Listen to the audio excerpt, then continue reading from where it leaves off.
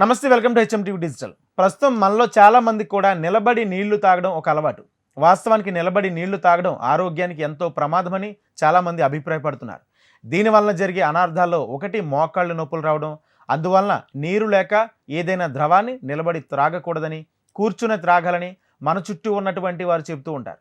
అయితే నిలబడి నీళ్లు తాగడం వలన జీర్ణక్రియ అనేది చెడిపోయి ఆహారం అనేది జీర్ణం కావడానికి ఎంతో కష్టమవుతుంది. దీనివల్ల మలబద్ధకం సమస్య అనేది వస్తుందని అపోహలు కూడా ఉన్నాయి.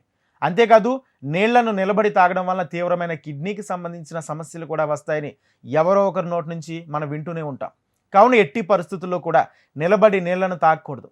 నీళ్లను నిలబడి తాగడం వల్ల కీళ్ల నొప్పుల సమస్యలు వస్తాయని, అంతేకాకుండా ఊపిరితిత్తులకు సంబంధించిన సమస్యలు కూడా వచ్చే అవకాశం ఉందంటూ చాలామంది అంటుంటారు. అంతేకాదు నిలబడి నీళ్లు తాగడం వల్ల దాహం అనేది తీరదని, అలాగే పదే పదే దాహం వేస్తుందని జనాలు అంటున్నారు. అయితే దీనికి సంబంధించి ఐసీఎంఆర్ ఏం చెబుతుందో ఇప్పుడు మనం తెలుసుకుందాం. మన దేశంలో ఉన్న అతిపెద్ద వైద్య పరిశోధన సంస్థ అయిన Indian Council of Medical Research తాగునీటికి సంబంధించిన సమాచారాన్ని ప్రస్తుతం నివేదిక రూపంలో రిలీజ్ చేసింది. నిలబడి నీరు తీసుకోవడం వల్ల కాళ్లకు మరియు శరీరానికి హాని కలుగుతుందని అనడానికి ఎలాంటి రుజువు లేదని తేల్చి చెప్పింది. కావున దీనికి సంబంధించిన ఖచ్చితమైన నిజాలు, ఆధారాలు అనేవి ఇంతవరకు కూడా ఏ పరిశోధనలో బయటపడలేదు. అందుకే నిలబడి లేక కూర్చుని ఎలా నీరు త్రాగినా సరే ఆరోగ్యానికి ఎలాంటి హాని కలగదని ఐసీఎంఆర్ తెలిపింది.